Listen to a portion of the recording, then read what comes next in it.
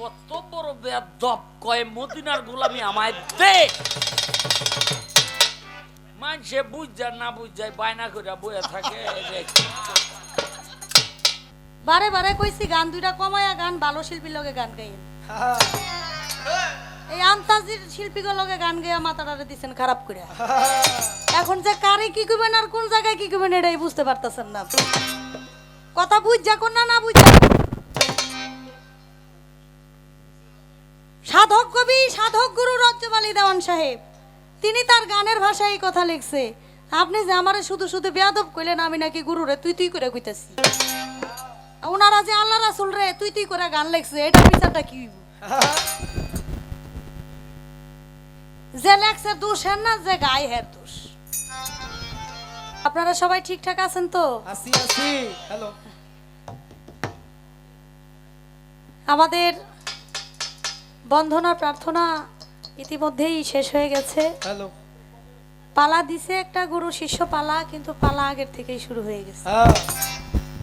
কারণ আমাদের গ্রাম্য ভাষায় একটা কথা বলে, জ্বরের আগে মাথা ব্যথা আর হলো ঝগড়ার আগে তেরা কথা। হ্যাঁ, এই তেরা কথা দিয়া সর্বপ্রথম শুরু করছে আমাদের শাহ আলম সরকার, শাহ আলম ভাই। আমি একটি গান করেছিলাম, গানটা লিখেছেন মাওলানা নুরুল আত্তাহার বিল্লাহ। মাওলানা নুরুল আত্তাহার বিল্লাহ ওনারে লেখা এই গান। গানের ভাষায় বলা হয়েছে, মদিনার গোলামি আমায় দে রে মুর্শিদ মাওলা, মদিনার গোলামি আমায় দে। এখন ওনার কথা হলো যে মদিনার গোলামি তুমি চাইলা, মুর্শিদকে চাইলা না। বা মুরিদ এই দেশে মুরিদ না হইয়া মুরিদ হইছে নাজবি শরীফ গিয়া।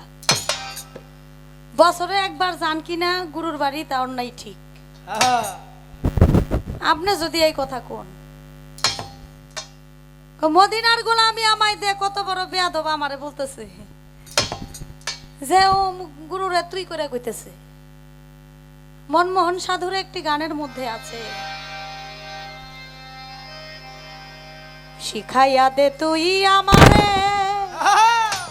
কেমন করে তোরে ডাকি, শিখাইয়া দে তুই আমারে কেমন করে তোরে ডাকি, এক ডাকে ফুরাইয়া দে রে জনম ভরা ডাকা ডাকি, যেমন করে ডাকলে তোরে আচ্ছা শুনতে পাস তুই হঠাৎ করে।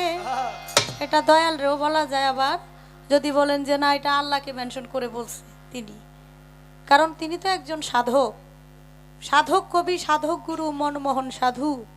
তিনি গানের কথাই লিখেছেন, যেমন করে ডাকলে তোরে শুনতে পাস তুই হঠাৎ করে, হাসি দিস আমার অন্তরে তোর প্রাণে মোর প্রাণটি রাখি, শিখাইয়া দে তুই আমারে কেমন করে তোরে ডাকি।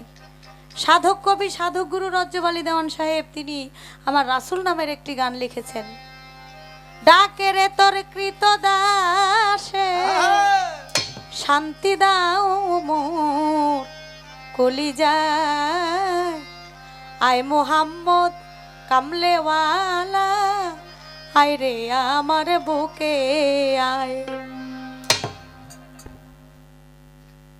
ওনারা সাধক মানুষ, গান লেখছে এর জন্য আমি গাইছি। আরে মুর্শিদের বাড়ি একটা গানের মধ্যে আছে, মুর্শিদের বাড়ি ভক্তের, মুর্শিদের দরবার ভক্তের কাবাঘর, জান্নাতের বাতাস সেথায় বয়ে যায়, বিশ্বাস ভক্তি থাকিলে মুক্তি কে জানে তার ভাগ্যে হয়। মুর্শিদের বাড়ি, যে মুর্শিদ সেই রাসূল, ইহাতে নাই কোনো ভুল, খোদাও সে হয়। যদি যে মুর্শিদ সেই রাসূল হয়, তাহলে মুর্শিদের দরবার আমার জন্য তো মদিনাই। সুবহানাল্লাহ। আমি ওই দরবারের গোলামি চাইছি, আমার মুর্শিদের কাছে, আমার দয়ালের কাছে। মুর্শিদ আপনিই তো বলছেন যে যে মুর্শিদকে দেখলো তার রাসূলকে দেখার বাকি নাই। কয় নাইলে তো তুমি চিনবা না। তো মুর্শিদ যদি হয় রাসূল, তাহলে সেই দরবার তো আমার কাছে মদিনার সমতুল্য। হ্যাঁ, তাহলে আমি ওই দরবারের গোলামি চাইলে সমস্যাটা কি? হ্যাঁ, কি বলেন? ঠিক আছে না? হ্যাঁ, ঠিক আছে।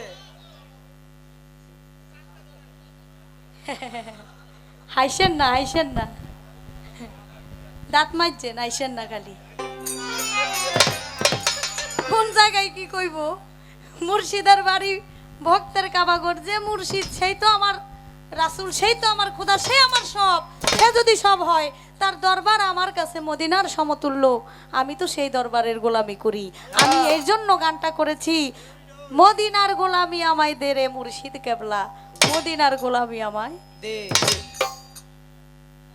যাক, আমি মনে করি আপনি যা বলেন এটা আমার জন্য আশীর্বাদ, কারণ আপনি একজন গুণী এবং জ্ঞানী মানুষ।